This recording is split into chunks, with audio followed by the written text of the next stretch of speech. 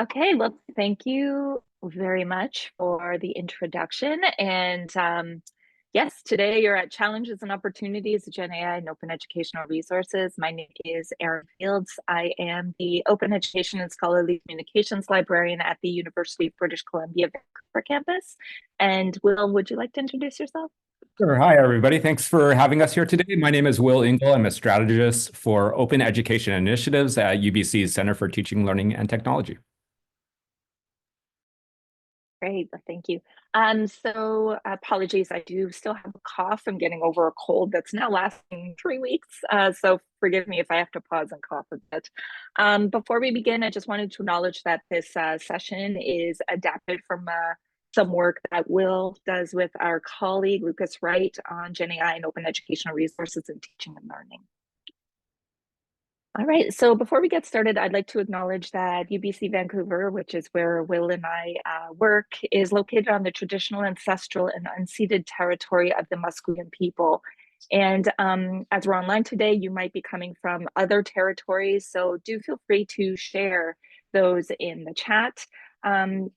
We'll also be talking about open education, of course, today. And I do like to acknowledge that Western notions of copyright law and ownership and intellectual property can or are definitely in tension with Indigenous and traditional ways of knowing. And we will be talking maybe just slightly about that, but the session today won't be doing a deep dive into that area. But we do like to promote the work of our colleague Kayla Larson, who's the Indigenous Programs and Services Librarian for Huiwa Library at UBC, who hosted a session a few years back that was specifically about those tensions. And you can see a link here on the slide, and we'll share these later to that session. But for today, what we're going to be talking about really is we're going to take a look at kind of how GenAI is starting to impact libraries, in particular the services requests that are coming in around GenAI. We will also look at how GenAI can be used to support or enhance the creation of OER and give some examples of how GenAI use is happening in OER right now. And then we're going to have a little bit of hands-on activities just to play around with the tool and discuss how using GenAI for OER and some of the issues around that. We will then, of course, talk about tensions and risks of GenAI and its implications for the future of OER.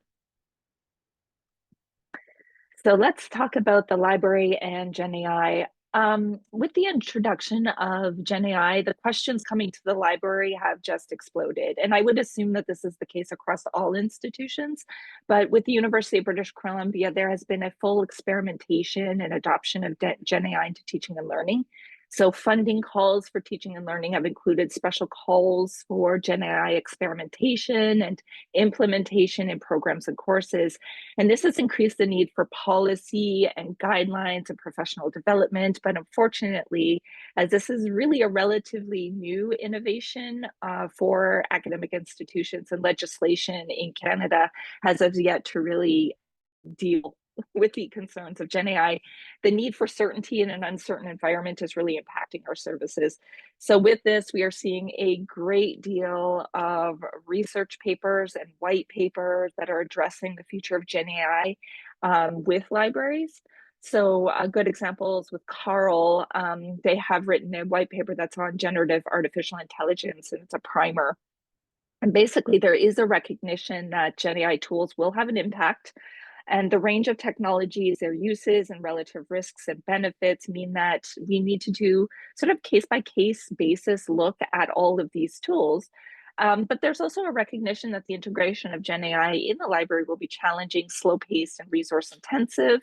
And of course, there are all the risks and tensions that we haven't talked to that really speak to many of our more loftier goals, objective of libraries. So a focus as this plays out is really on local principles, local guidelines to the use of GenAI technology. So the kinds of questions can be addressed as we come to terms with the actual tools themselves. So you can see here are just a smattering of some of the questions that we're receiving in the library, and none of them have any certainty, and many of them are just conversations about risk association. So there's a lot of complexity in working in this space right now, and I liken it almost to a similar work being done in copyright and how we have to talk about that within inside of the library space. So before we get started, we want to just do some introduction around OER and GenAI so we're all on the same page. First off, we should talk about that AI has existed for a very long time. What we've traditionally been using is what is narrow or weak AI, which is basically, it is a tool that is performing a specific task, and the system is designed to perform that task with a defined set of inputs. Now, this isn't generating something new, which is what generative AI is, but it's within the confines of a particular task and with the data to respond to that task. That is what is happening with the AI piece. Now, with GenAI, it's different. It's creating a new content, such as text, images, music, or data sets, based on patterns that it has learned from an existing data set or a data set that has been input into the system for this purpose. So what it is doing is creating new data, text, image, whatever, according to the data that it has accessed. So it's different than AI. It has that generative, that creative component. So if we take a look at some of the different tools that are AI tools, you can get a sense of the difference between AI and Gen AI tools. And here's a use case examples of Grammarly and ChatGPT. So Grammarly is a tool that you might have been using with your Google Drive, Google Docs. It's also a plugin, a standalone tool that you use AI to assist in grammar, spelling, style corrections when writing. And the tool, as it is an AI tool, has been trained to make predictions and automate tasks specifically for editorial processes. So it's a very defined task set. That means it's not creating content, but it's analyzing content. So if we do take a look at an example of Grammarly, here is an example of an email that I created with a bunch of errors in it, and then Grammarly goes about the process of suggesting corrections. So it's very defined tool, very defined task that it is performing, but it's not creating the email for me. So when we're looking at Gen AI tools, the tools are a little different. So we're focusing on that in this session, the Gen AI tools. So Gen AI tools are not trained for a specific task, but is focused on generating content, whether that is audio, images, etc. And the purpose of, say, ChatGPT, for example, is to create a human-like response to prompts given by the user. So ChatGPT really is gathering information from large data sets and creates new content based on what it's learned from those data sets. So Grammarly is checking the grammar of your email. ChatGPT is creating the email for you. And you can see a prompt, for example. This is not a very good prompt, and we'll be talking about prompts in a moment. But write an email to a faculty member explaining article processing fees, and it searches across the data for ways of doing this that are then brought back to me with some sense of style, structure, and APC content. So when we're it's important to understand the different types of Gen AI tools available to use as they are constructed, the data they access, and the purpose for their use will impact the decisions you make when engaging with these tools. So the first most common Gen AI tools that we're using most often is probably the public-based tools. ChatGPT, Llama, which is the Facebook Gen AI tool, are all those public tools. And generally, these tools are publicly available, but they may require a login unless ChatGPT 3.5, you can actually say no login. So it doesn't necessarily capture your data or your IP address. It also has these platforms are not on Canadian servers, if that is important to know, and those Freedom of Information Protection, Privacy Act compliances is important.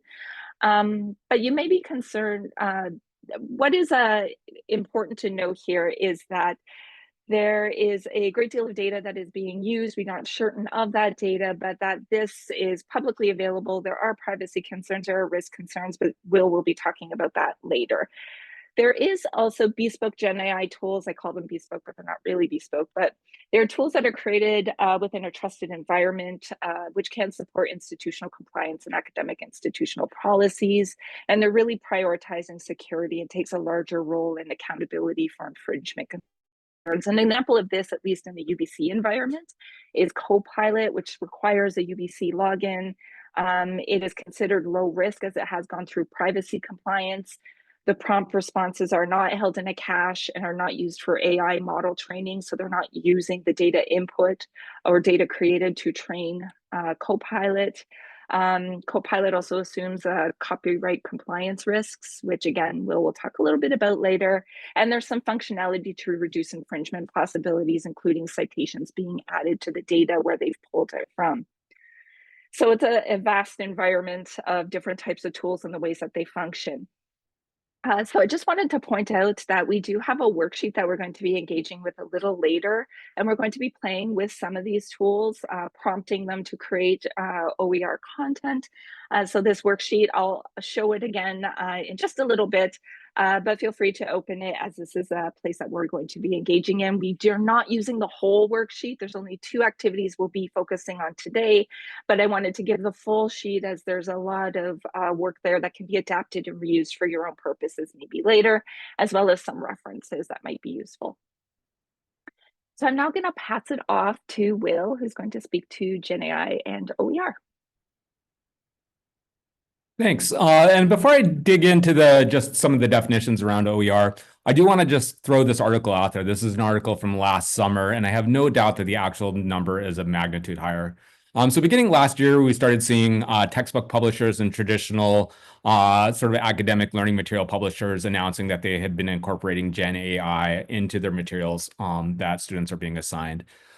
These Gen AI functionalities included things like chatbots that students could use to query with questions they might have about the subject or contents of the textbook that they were using, as well as the use of Gen AI into practice questions. So I just want to mention this to highlight that Gen AI is already in some of our learning materials. Next slide. So just again, to make sure that we're all on the same page, I think most people know what OER is, but open education can be understood as a bit of an umbrella term. It's essentially a collection of practices that facilitate collaboration, transparency, flexible learning, social justice, and open sharing in order to remove access barriers, as well as access barriers to education, as well as to empower both learners and educators.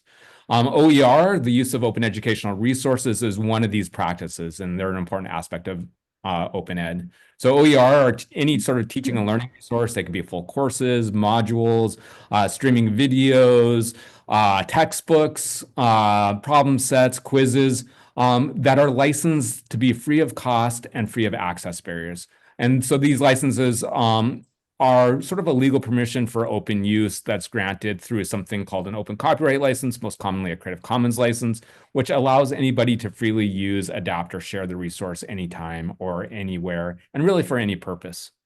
OER, from the education side of things, is a great strategy for course contents and for learning materials.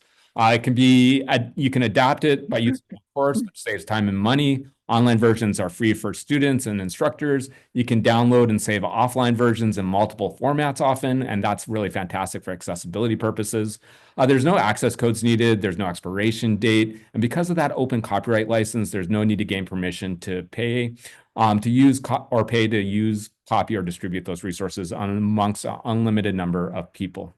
And one of the important aspects of those open licenses is you can adapt or customize the OER to provide meaningful contextualized resources for students.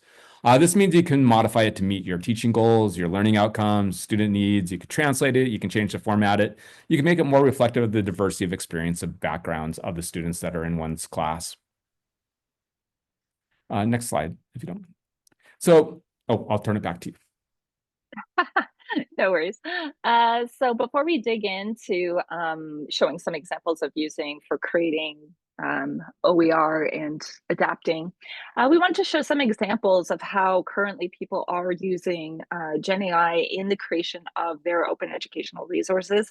So first off, I wanted to talk about Dr. Neil Leverage. He goes by Neil, but his work, he's a faculty member in Foods, written an open textbook and press books that's titled Communication Strategies, Effective Practices for Natural Resource Professional. Text really addresses communication skills within the field of natural resources and environmental sustainability. And in his book, he generated GenAI audio chapters in various communication style to bring a different learning experience students while bringing an almost meta experience of showing how the way the message is delivered can impact the way we learn. So it's almost very Marshall McLuhan, the medium is the message sort of piece.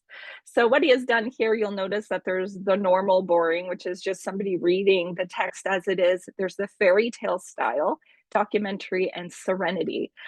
So each bring different feel to the text, and students have the ability to select whichever one they want in order to work their way through the content of each chapter. And when he asked the students how they're using them, which one they found most interesting, they said they were listening to all of them, which is an interesting occurrence. Another example is with Dr. Adam Kroom from the University of Oklahoma, and he engaged in a substantial update and rewrite of his open text titled Launch Advertising and Promotion in Real Time. So he's using a prompt, which is listed here underneath the information there. He's using a prompt with his first edition of the text he wrote, and he's asking it to add new parts. So he's saying, act as a professor of advertising. You teach a class called Introduction to Advertising to 100 students every semester. You have a dated textbook for the past 5 years. While it's dated, students appreciate it. Do you understand your role? Basically, it's going to be developing and rewriting the content. So he fed chunks of his text into ChatGPT, adding the edits that he found were relevant and beneficial to his GitHub repository of the original website of the text. So it's an interesting use of the tool, and he really has a blog post where he talks about the issues of sustainability and the potentials of OER to use ChatGPT for OER development to support the sustainability piece, which often is talked about when we speak about OER. So again, I'll pass it up to Will as speaking about GenAI as a tool for OER. Perfect. And we're just going to highlight a few of the ways that GenAI can be used really to help create and adapt OER. But before we dig into that, I do want to acknowledge there are a lot of tensions and risks around this. We're going to be exploring those tensions and risks. We never know whether to put those up front or to come to them sort of later in the session. We decided to do it later in the session. But first, we're going to dig into to sort of how GenAI can be used to increase OER. So I think one of the challenges in the OER space that we have is that we often pitch OER as free, but it's actually incredibly expensive, and it's paid for in the highest currency in academia, which is faculty and staff time. Yet we know that OER are really important for increasing access to our learning materials. And at UBC, our student society, the AMS, conducts an annual academic survey every year, and it consistently shows that around 25% of our undergraduate students frequently or often go without purchasing a required textbook or other learning materials, specifically due to the cost of those materials or textbook. And so we know if a quarter of our students aren't able to access the learning materials that we've assigned to them and that we want them to use to be successful in the course, if they're not able to access those materials, that's not just an affordability issue, that's also a teaching and learning issue. And we know that OER is an extremely effective strategy for addressing this issue. So what the hope is with GenAI is maybe we have a tool that can help us decrease these time expenses and lead to the greater use of open materials for our students. Next slide. So OER is actually really fantastic for creating materials. We're going to do a hands-on activity for creating them in a little bit. But this is a quote from David Wiley, who is an early scholar in open education, and he speculates that GenAI will dramatically increase the speed of creating informational resources. And of course, the drafts of these informational resources will need to be reviewed and improvements will need to be made.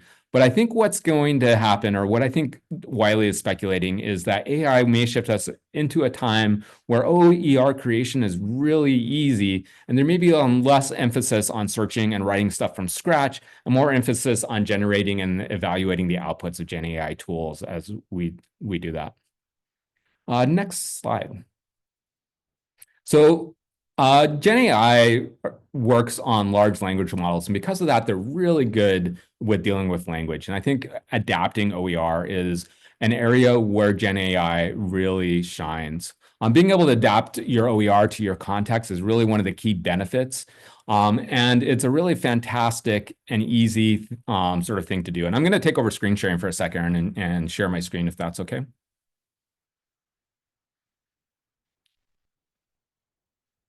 And for this demonstration, I'm just using ChatGTP. I'm agnostic on any of these GenAI tools, so please definitely feel free if you're following along and experimenting on your side to use whatever tool you would like to use. Sorry, that is the wrong tab. Here's my ChatGTP prompt. So I'm going to be using a textbook, a section of the open textbook by Matt Crosland on communication. And I'm just going to copy and paste this into it. I'm going to show that it can be adapted in a number of ways. So one of the great things about OER, again, is that adaptation ability. So maybe I'm using this textbook, but maybe I want to have it specified for a specific audience. So in this case, you can think about like, okay, this is a textbook aimed at university students, but maybe it would be better.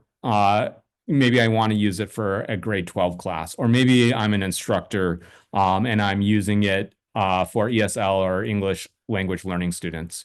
So I'm just going to show a prompt in this and just show how it translates. So here's the text. It's in it. Just at the front, I'm going to give it a prompt.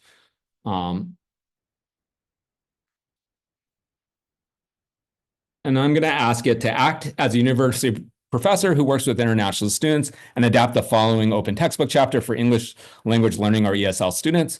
And because I know that having a glossary can also be really important, I'm going to ask it to add a glossary of key terms at the end of the section. So we're going to see what it does. Again, as Erin pointed out, this is generating new content constantly. It's not going out and searching it. It's going to go ahead and create something new. So it's put a new title. You can see it's breaking things down into very simple sections and headers. The language is a little bit simpler, and it's coming up. And then it's got a glossary of terms at the end, clear communication, the definition, and easy English is sharing information in a way that is easy to understand. So if I'm adapting this textbook, this is really easy than having to go in and sort of rewrite the tone myself.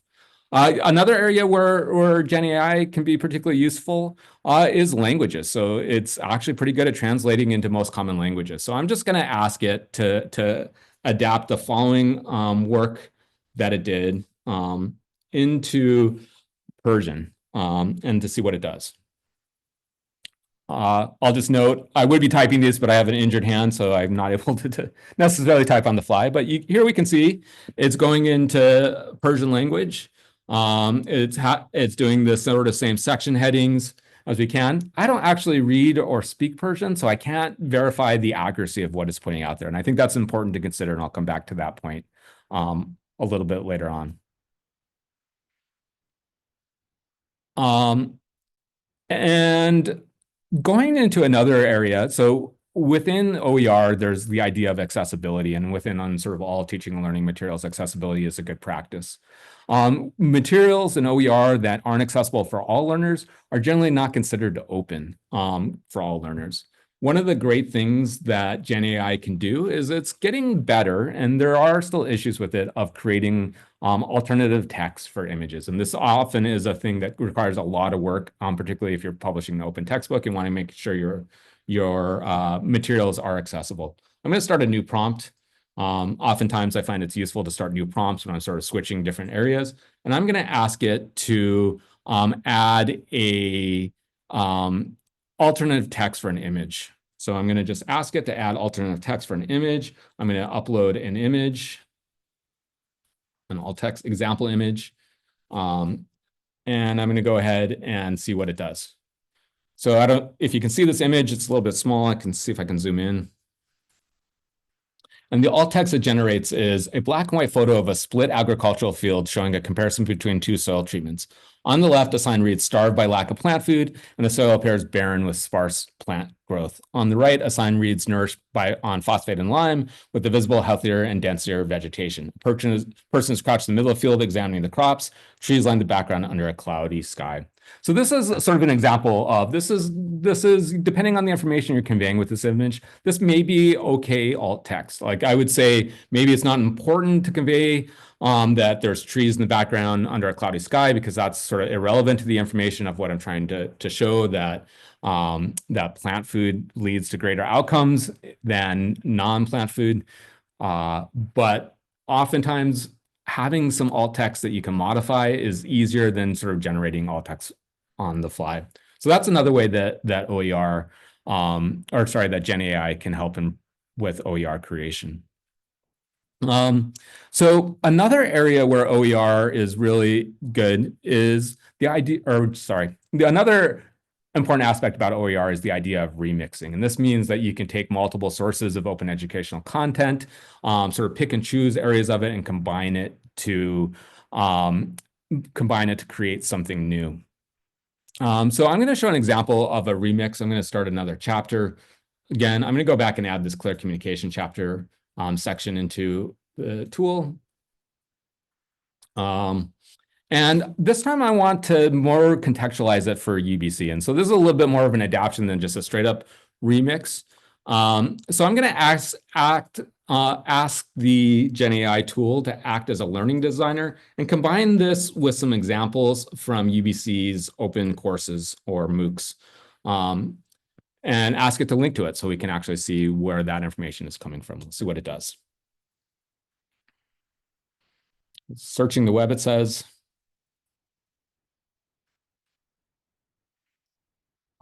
So it's now rewriting this. I can see it has a MOOC list of UBC's MOOCs that it's linked to. It has some examples. So in the climate literacy, navigating course conversations MOOC, UBC facilitates active communications by encouraging discussions on climate change topics. And I have a link to it here. So in some cases, this is useful. This example doesn't appear particularly useful. Oftentimes when I ask it to do this, it pulls in different examples from different MOOCs. So it may take some refining, it may take some ability, but it is a good way to do some remixing. One of my favorite examples of a OER remix project is somebody who took a open anatomy textbook, neuroanatomy textbook, and a open psychology textbook and made a new textbook on brain and behavior. And I think that would be really easy if you could use that, use a GenAI tool to do that. So I'm just gonna go. And so those are some quick examples of how GenAI tools can maybe speed up and lower the sort of time barriers to adapting OER. Erin, I think I turn it back to you at this point. Great, thank you. So now that we've kind of gone through a bit about GenAI and OER, we wanted to give you a chance to use some of the tools to start doing a bit of prompting and generating of OER content. But first, I want to talk about the prompting that we've kind of showed you. There can be very bad prompting, which doesn't result in very good results. And then there's kind of guided prompting. And this is one area where libraries really are talking about the ways that we can be supportive while also informative about GenAI tools, and that's with prompt literacy. So, which is an effective communication with the AI model to basically craft clear, precise instructions to generate specific outputs. And a model that often is used, at least for direct prompting techniques, is the actor model, which basically when you are writing a prompt, you want to write or ask the GenAI tool to take on a specific persona. You saw Will said to act as a professor, university professor. That's the persona, to give it a sense of what you want to write in what context. You want to construct output and include the desired output formats. So do you want a table? Do you want a chapter? Do you want an image, etc.? Tailor the details. So be very specific as to what you want back. The broader you are, the more broad it's going to come back. We know this as librarians when we construct search. And then offer examples to basically tell the AI and train the AI model to what it is that you actually wanted to accomplish. And finally, reflect and refine, ask the model to show and evaluate its work. Now, this is a very direct prompting technique. There's also something called collaborative prompting, which is more about kind of the learning aspect of using the GenAI tool almost in a kind of tutorial kind of way, but we aren't focusing on that today. So what I would like you to do for maybe the next few minutes, like 3 minutes, is using the actor model, write a prompt for a textbook chapter in your disciplinary area or an area of expertise that you have. And the chapter should include the learning objectives and the glossary. Now, the worksheet has the different tools that you can potentially use listed at the top here, so you can certainly select any of those tools or use one that you're interested in. If you are kind of at a slow pace today and can't come up with a prompt, we did provide an example prompt that we'll be using in the second activity. So let's take a few moments to work on our prompts, and then we'll move on to our next activity. And if you want to share your prompt in the chat, feel free to do so.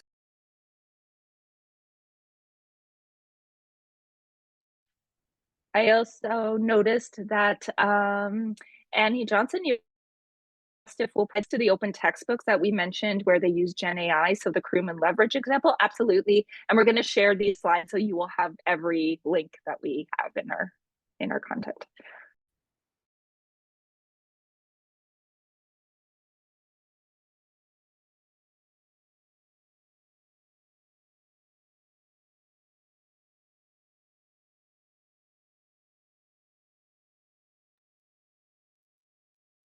And maybe just like while you're working on that, because some people might write much faster than others, their prompt, I'll just move it to the second activity so you can use the prompt that you created in your first activity or use the example we provided and generate a chapter section for your open textbook.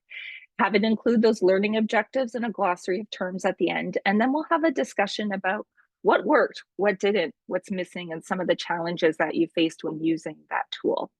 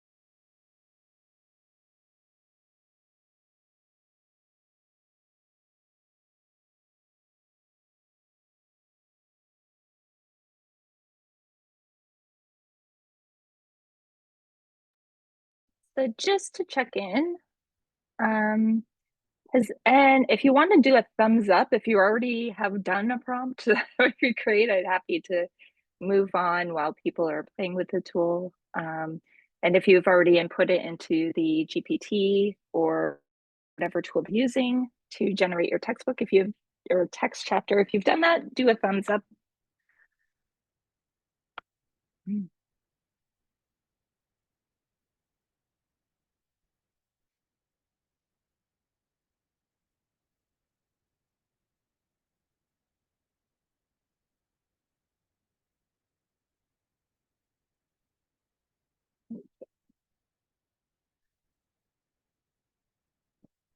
I'll just note that yeah, I find all Gen AI tools love lists and bullet points, and often this is where prompting can help with that. So we'll often take the list of bullet points, and you might say, please reformat this into a paragraph, and providing that sort of thing can make it more readable. But yeah, it sure loves bullet points.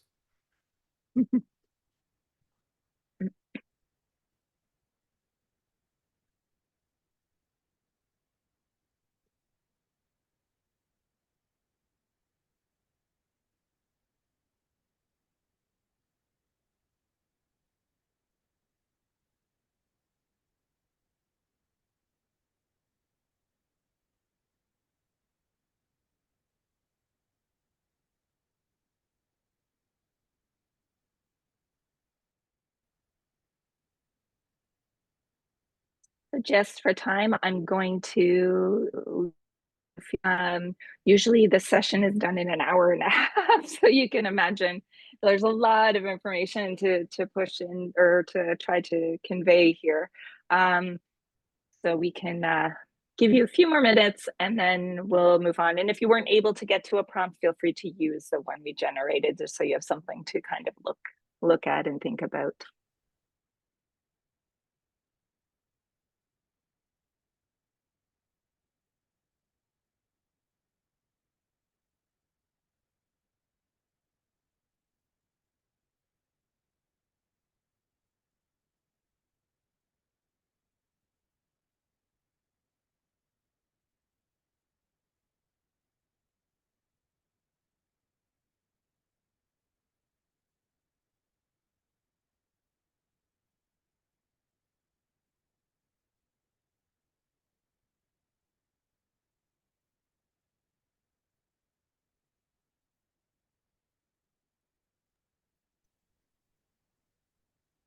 So maybe while folks are winding up, Will and I can start a discussion, but we would really love to hear what your interaction looked like with the text. So absolutely, you can put it in the chat, but feel free if you feel comfortable to just raise your hand and unmute so we can hear some new voices. But when I have generated content and I inputted asked a section on intellectual property and Canadian copyright law, and what I found interesting was when I didn't play with the prompt enough to be very narrow and specific. Of course, I got things back too high level and too simplistic for the kind of nuance that comes when we're talking about something like copyright law, which I thought was really interesting. But what worked was giving me a place to start. I found it very useful as a kind of throwing ideas on a board and seeing what happens, which was really useful, I think.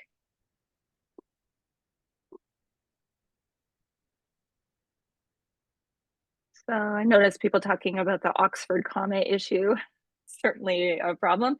So did anybody have any challenges? What worked? What was missing when you looked at the chapter that you generated? Any thoughts?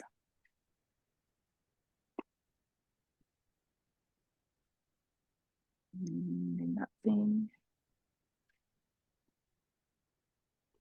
So Emily mentions that in one part it gave a correct answer, but with an incorrect explanation. Yep. This is, I also noticed when I asked it to summarize and kind of give back a summary of some information that I input into it would summarize really by taking the subject or the headings of the paper that I input. It was my paper, I allowed it. But its summary was focusing mainly on headings rather than it focusing on the content, which was quite interesting as well. Any other thoughts? Jordan mentions, I asked for a chapter on author rights and publishing, as well as publishing contract negotiations and academic publishing. Despite refining it, kept focusing on getting more royalties for both journals and books. It was using our institutional co-pilot. Interesting. I wonder if playing with, did you put a persona that was like an academic or a commercial? Like, I'm wondering if playing with a persona could help with any of that, but that's really interesting where it goes first is to the publishing side. Yeah. Yeah, for the initial prompt, I said that you're a librarian who supports copyright and author rights while publishing, and then I prompted it. And despite telling it that like journals don't get royalties. It just kept inserting like get more journal Mm. royalties, which is interesting. Yeah. Yeah, that's really interesting. I also see that uh, I used Perplexity, so the output was cited. Yes, so there's some tools that definitely cite where the data is being pulled from, which does build more confidence for sure, but you're still not sure of the accuracy. Absolutely, it does feel like it's a false sense of security potentially there. Jules also says something I never thought of before, but this prompting would also be a great thing to teach to students themselves. Absolutely. This is where in libraries we're talking a lot is that prompt literacy, because we do search critical literacies all the time. Prompt literacy seems an area that is rife for support because the fact is we know the tools are going to be used, but how can they be used effectively? And that's the part that I think the library definitely could come in on and support. So just for time, we will move on, but again, continue to feel free to play with the tool. There are more examples again on that worksheet that we are not getting to today, and more activities and references and resources. We're absolutely happy to use that or reuse it for your purposes. So moving on, I will hand it back to Will. And yeah, great. Yeah, so we're going to go ahead and shift gears a little bit. So we gave a sort of really light overview of some of the ways that GenAI may be used to decrease sort of the effort and the time barriers that go into creating and adapting OER. But I think it's really important to acknowledge that there's significant issues with these technologies and that these issues and tensions should be thought about critically. So I'm just going to walk through some of these right now. And I'd like to start with this quote from Naomi Klein. So Naomi Klein, that's talking about consent. And starting off with consent and copyright, I think is really important for GenAI. Klein's a professor now at UBC in our Department of Geography. And I'll just let you read this quote for yourself, but I really like the last sort of part of it, where she says that GenAI models are enclosure and appropriation machines devouring and privatizing our individual lives and our collective intellectual and artistic inheritances. And from an open perspective, one of the core sort of fundamental practices of OER reuse is the idea of attribution. I'm really happy someone brought this up in the chat because we know that these tools, the large language models, are trained on really large open data sets that include a lot of OER and open materials. And it's almost impossible sometimes to find what the attribution is for these materials. And so from the open perspective, I think this is sometimes an uncomfortable space about where this data and these training models are coming from. So in terms of copyright, I think there's often two questions. And the first question is, can work created by an AI model be copyrighted? And Erin, if you don't mind, the next slide. So in many jurisdictions, copyright law requires human authorship, and Canadian copyright requires that a work be original and exhibit a degree of human skill and judgment to qualify for protection. And this is traditionally implied human authorship. So much of copyright law gets determined through court cases and lawsuits. So the question of is an AI outputted work still somewhat in flux, but we're generally leaning towards probably not copyrightable. However, there is the idea that there may be partial copyright for AI-assisted works. So if a human significantly contributes to an AI-generated work through detailed prompts or editing or modification, that human contribution may be copyrightable. However, the AI-generated portion remains uncopyrightable. So recognizing some of the challenges posed by AI in the terms of copyright, the Canadian government initiated a public consultation entitled Copyright in the Age of Generative Artificial Intelligence in 2023. And the government was really seeking input on how existing copyright laws should be adapted to the era of AI technologies. And I'll just note that there has not yet been any legislative amendments coming out of these consultations. Another aspect in thinking about copyright is that many of these platforms have terms of service where they may claim ownership. So many AI platforms like OpenAI or Midjourney or Stable Diffusion have terms that affect ownership. Some allow users to claim ownership of the AI-generated content. Others may retain the right or grant content usage licenses under specific terms. And oftentimes I find that these terms are kind of depend on if you're paying for the service or if you're not paying for the service. So if you pay for the service, you may the license may allow you to have ownership over the work that's being outputted, but if you're not paying for the service, the company may be retaining ownership over it. So the flip side of the copyright question is, did AI companies break copyright when they created their training sets?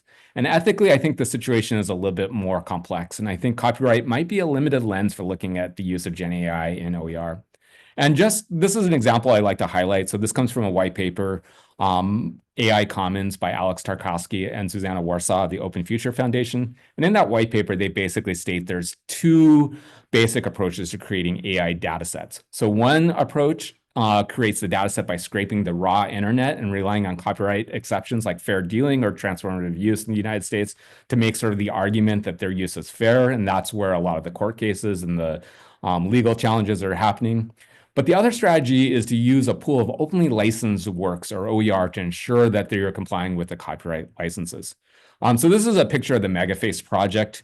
Just for context, so Megaface was a data set that was created by Flickr Photos. If you're not familiar with Flickr, Flickr was a photo sharing website that allowed you to upload photos, used heavily by photographers, but it was pretty unique in the idea that as you uploaded them or afterwards, you could assign a Creative Commons license to your photos to allow other people to reuse your work. So Flickr played sort of a crucial role early on in popularizing Creative Commons licenses, and it really created a massive repository of openly licensed photos. By 2014, there were almost 400 million Creative Commons licensed photos on Flickr. And that year, Yahoo, which had bought Flickr, as well as researchers from some other places like the Lawrence Livermore National Laboratory, Snapchat, and In-Q-Tel. In-Q-Tel, if you're not familiar with it, is a CIA-affiliated venture capitalist firm, used a quarter of all the images, Creative Commons licensed images on Flickr to create a data set of 100 million openly licensed photographs that they wanted to use for research purposes for computer vision applications. And as part of that data set, a consortium of research institutions led by the University of Washington created a derivative data set called Megaface. And this is just a screenshot of the Megaface website. It's still available. You can go look at it. And this was the data set that allowed universities basically to conduct research in the facial recognition.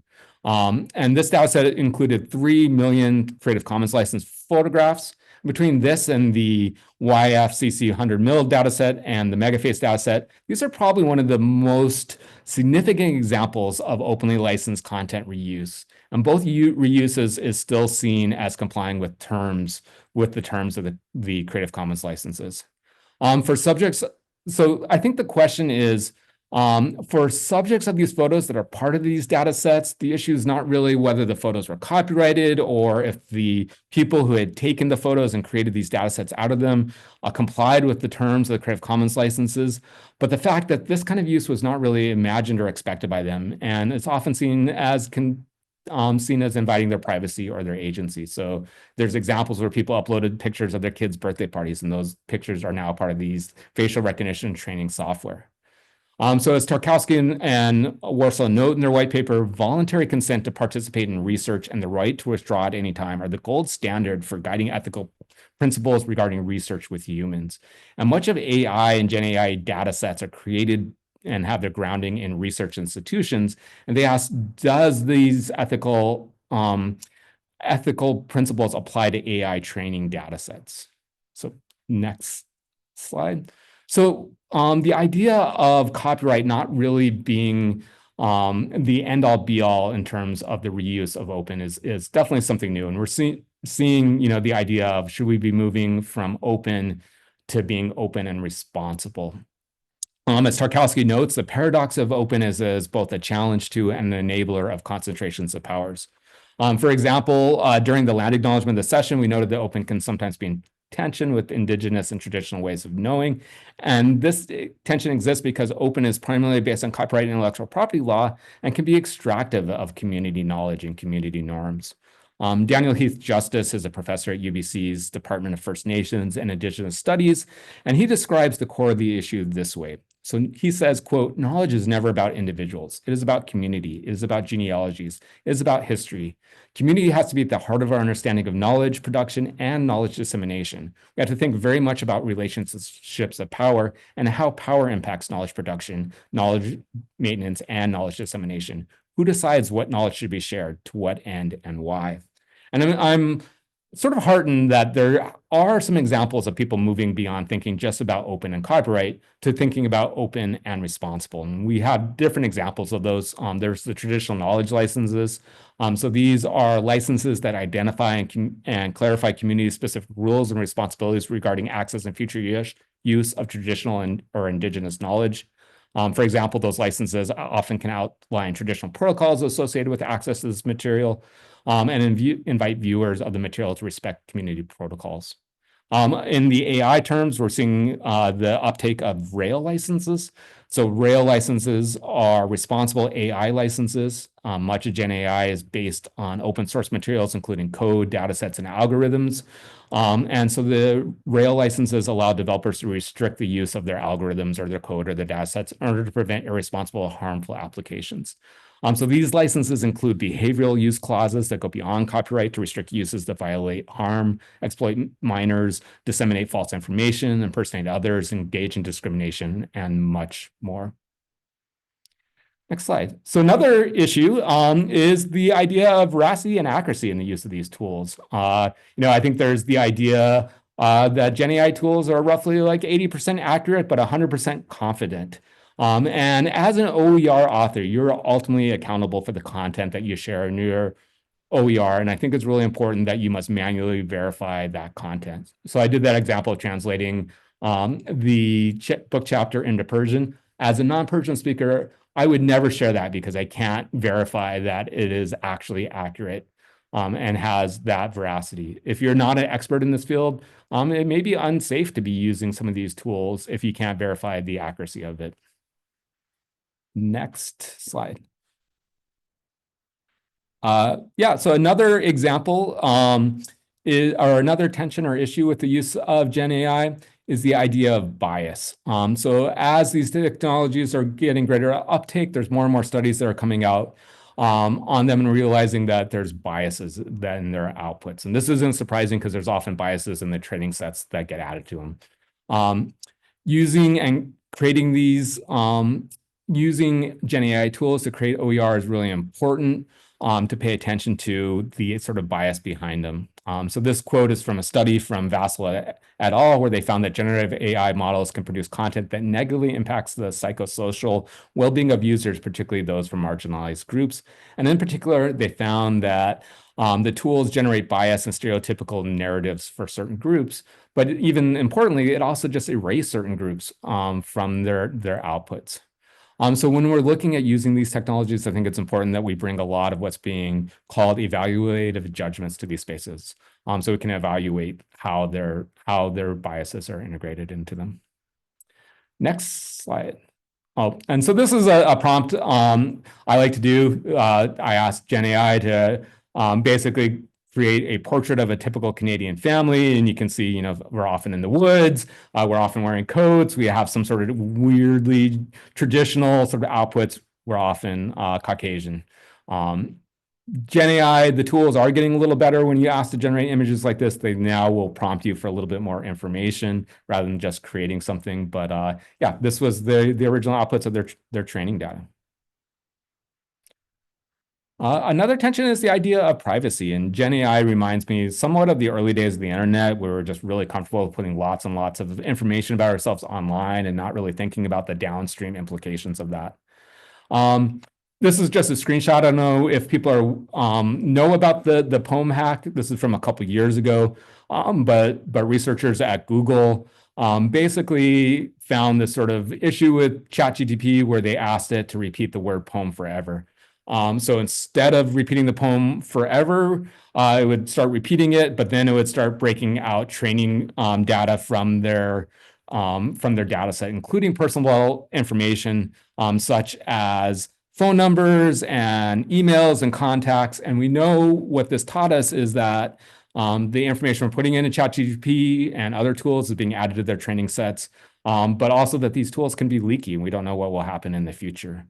So again, it's important to critically think about what we're putting into such tools, and particularly around institutional IP and student data. And I also think it's important to say, if we're asking students to use AI as part of their assignment, is there intellectual property being appropriated by the tool that we're asking them to use? So next slide. So, Will, we have 5 minutes left. Of course, we knew this was going to happen. There's so much more to say than what we could possibly cover in this session. But we can have the slides for you afterwards. But I wanted to make sure that if people had questions or wanted to have a little talk, that we gave them the opportunity to do so. So I'm just going to go and skip to the end slide and see if there's any comments or discussion or questions that you might have. I'll stop sharing my screen actually.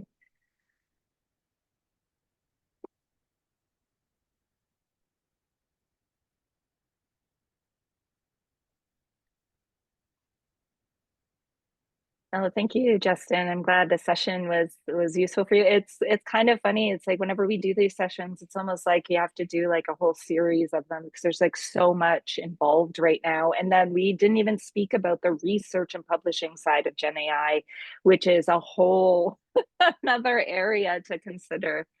Annie asked, do you have specific recommendations for faculty who want to use AI in their OER?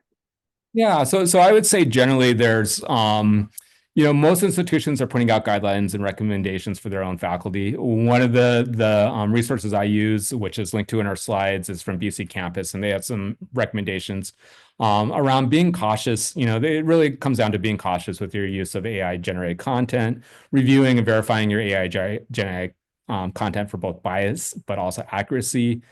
Being transparent around your use of AI. So if you're using it, make sure you add it, how you're using it, what you've done with it into your resources. And I think that's really important as part of sort of the metadata that's going into OER. Being really cautious with intellectual property, but also, ensuring accurate representation. So again, the biases coming out of GenAI are something that we can pay attention to and correct.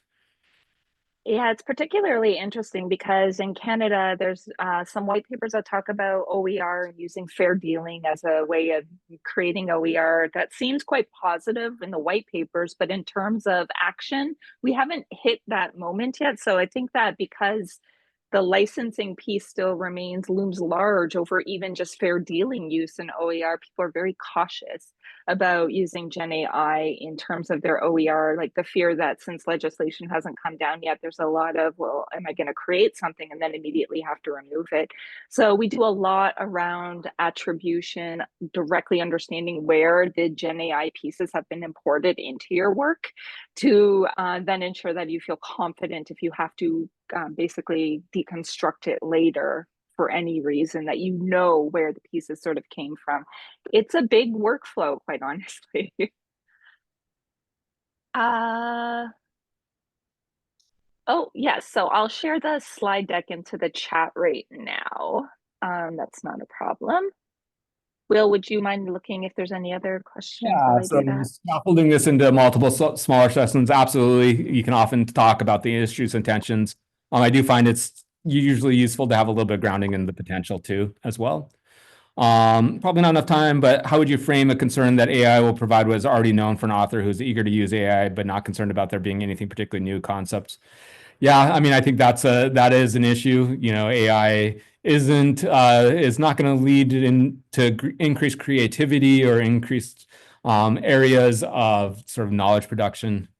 One sort of note that I would like to end on from my side, Martin Weller, who is with the Open University in the UK, has this quote, and I like to go back to this quote, that it's hard to say that AI systems based on closed box algorithms, unknown data sources, and controlled by large corporations, particularly those in the US, with an agenda of expansion and control, are in the spirit of open. What are the practical advantages they have on a day-to-day? And he goes on to say, if openness in education means anything, it should be about advocating for openness in the idea of transparency around models, clarity of data sources, and whether our own content is used by AI, and open source approaches so we can actually see what the AI is doing.